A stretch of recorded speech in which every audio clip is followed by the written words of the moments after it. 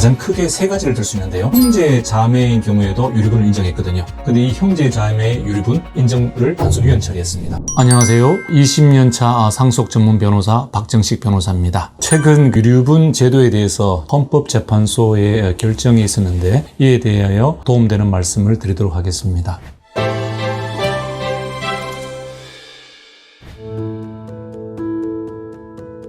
유류분 제도라는 것은 피상속인이 정려 또는 유정으로 자유로이 재산을 처분하는 것을 제한해서 법정 상속인들, 자녀의 경우 법정 상속분의 절반 정도를 귀속되도록 이렇게 법률상 보장하는 제도입니다. 즉 일반적으로 아는 상속분의 절반 정도는 최소한 보장해주자, 이런 것이 바로 유류분 제도인데요. 이 유류분 제도의 기본적인 목적은 유족의 생존권 보호, 그리고 부친께서 상속 재산이 많으면 그에 대한 일정 부분의 기대 보장, 그리고 상속인들 간의 일정 부분 어떤 형평성, 이런 것들 때문에 유류분이 있는 거죠. 근데 최근 이 유류분 제도에 대해서 굉장히 헌법에 위반되지 않느냐, 위헌법률 심판 제청이나 헌법 소원 등이 많이 있었습니다. 그래서 이게 한 4년 이상 헌법재판소에서 심리를 해서 최근에 유류분 전반적인 부분을 다 살펴서 유류분에 대한 최근 헌법재판소의 큰 결정들이 있었습니다. 우선 헌법재판소의 결정을 한번 요약해서 한번 말씀을 드리면 가장 크게 세 가지를 들 수 있는데요. 우선 그 형제 자매인 경우에도 유류분을 인정했거든요. 근데 이 형제 자매의 유류분 인정을 단순 위헌 처리했습니다. 즉 직계 비속, 직계 존속, 그리고 나서 배우자, 이를 제외한 형제 자매인 경우에 유류분 3분의 1을 예전에는 정해놓았는데 이 법률 규정은 단순 위헌을 했습니다.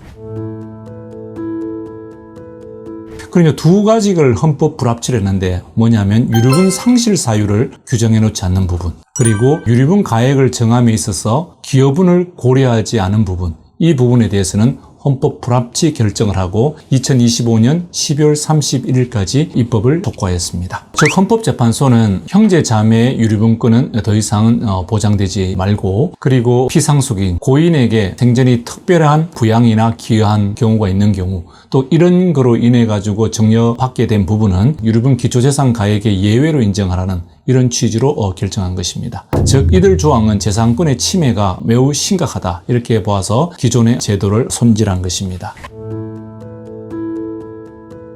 그리고 기타 유류분 규정이 또 많이 있었거든요. 이 부분도 이번에 위헌 법률 심판 범위에 들어갔는데, 공익적 목적으로 기부한 경우, 예를 들어 카이스트를 기부를 했다, 그리고 가업승계, 아버님께서 장남에게 재산을 가업을 승계했다, 이런 목적으로 이루어지는 정려, 이 부분에 대해서는 기초재산에 포함시키는 것이 불합리하다, 이렇게 해서 심판이 들어갔습니다만 이 부분은 부당하지 않다, 이렇게 해서 합헌으로 보고 있고요. 그리고 정려재산의 평가 시기를 상속 개시시로 보는 기존의 규정도 적절하다고 보고 있습니다. 그리고 원물 반환의 원칙이라든지 유류분의 소멸시효 규정, 그리고 정려가 유정에 우선하는 부분, 이런 현재의 제도는 모두 합헌이라 보고 있습니다. 따라서 형제 자매에 대한 유류분, 그 부분은 단순 위헌인데, 나머지 유류분 상실 사유, 그리고 유류분 기초재산 가액에 들어가는 특별수익의 배제 사유, 이 부분에 대해서 집중적으로 한번 살펴보도록 하겠습니다.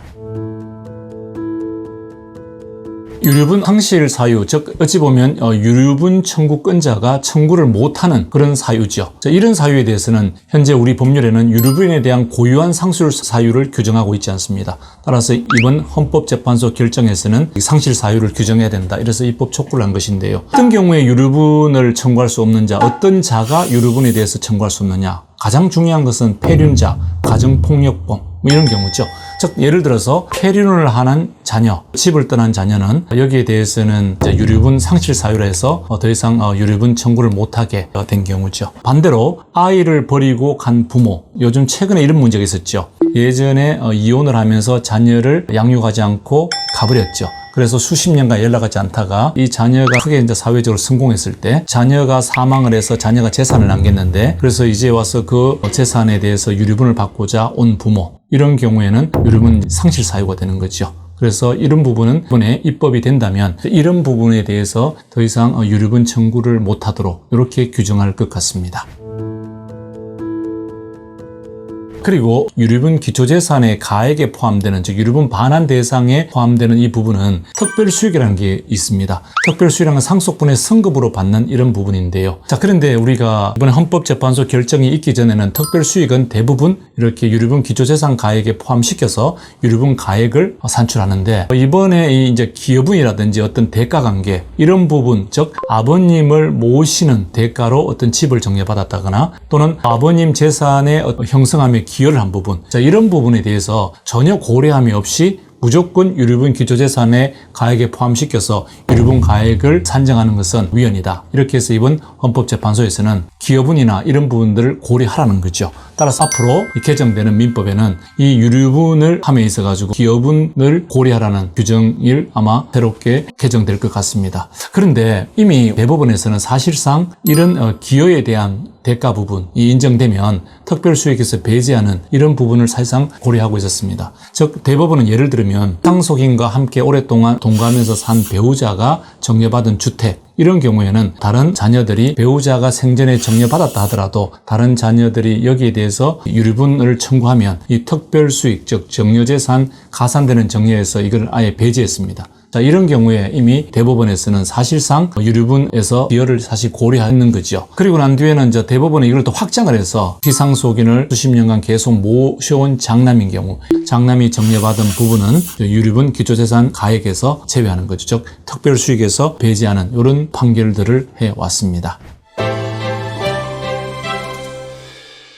이제 2025년 12월 31일에는 이런 부분들이 고려돼서 입법이 될 것으로 예상하고 있습니다. 따라서 이제는 형제 자매가 유류분을 청구하는 경우는 이제는 없게 되고요. 이제는 폐륜 자녀 등이 유류분을 청구하는 경우도 이제는 제한될 것 같습니다. 그리고 유류분에 있어 가지고는 피상속인에 대해서 많이 부양하거나 간병하거나 또는 특별한 기여가 인정이 되면 이런 경우에는 이분이 받은 정려재산은 특별수익에서 배제가 되어서 유류분이 산정될 것 같습니다. 네, 감사합니다.